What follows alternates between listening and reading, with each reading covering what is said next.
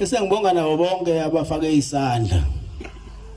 Nabafake nabangasifanga isandla abafake inhliziyo zabo ukuthi inkosi zibabusisa.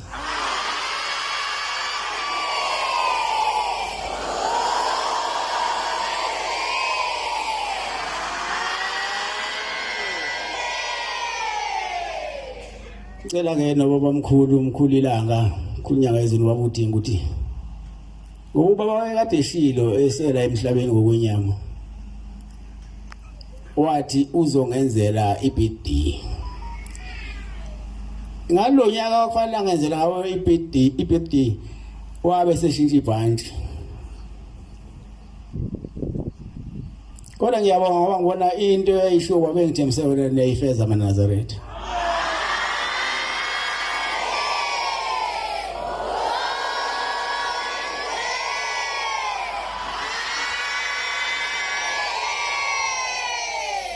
Icelele ke ngoba phela awakabuya ama result ukuba noNkulunkulu abakhumbule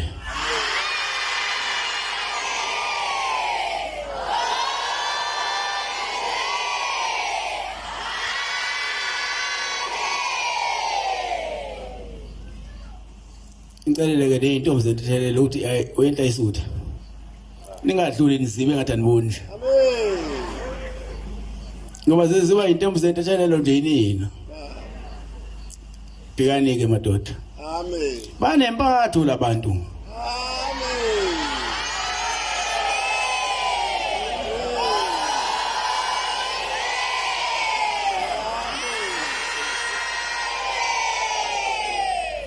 Bese ngicela ke ukuthi abahambayo baba mkhulu nomkhulu ilanga kunyanga izinto babuthi ngolo makhosazana babavikele ingozi zemgwaqo bayofika emakhaya bephephile.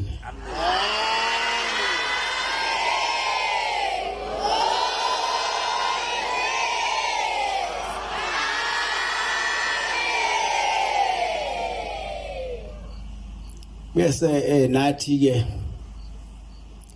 asiphe inhliziyo eyinonembeza neyibekezelayo bese sipha ukuhlakanipha sikwazi ukuhlonisa okuhle nokubi.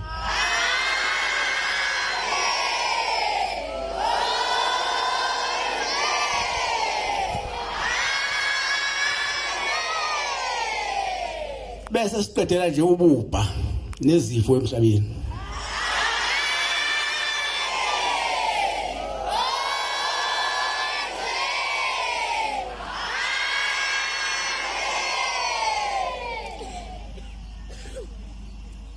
Bese singenisa ngenjabulo onyakeni ozoqala.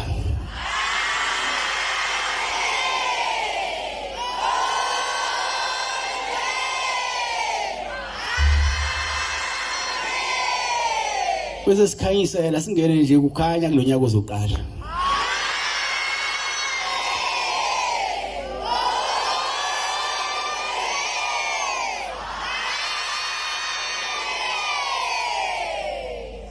Bese siqaqela wonke amafinda aboshelwe indlela zethu uzikhanye siphumelele.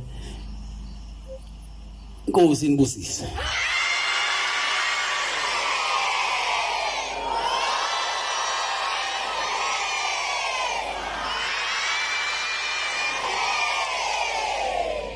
Kodwa ngingakhohlwa ukubonga kubo bonke ababesivakashele.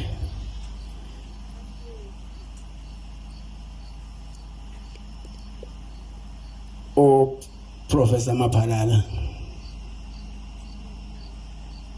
Ngizwe Mchunu,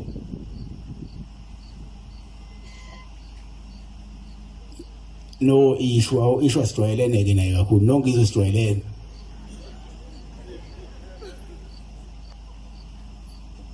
Engaba balanga ke bangayadi kubali ngelinye ilanga nabo basalibalekile nje ingqondweni yami. Kodwa ngithi uNkulunkulu abaphi isibusiso.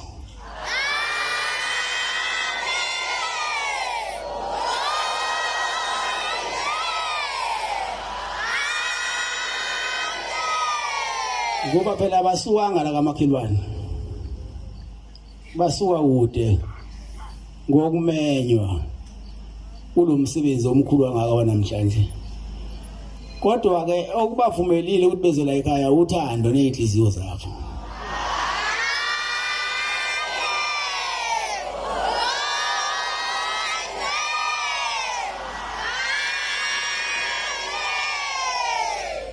Nkosi ngusisa.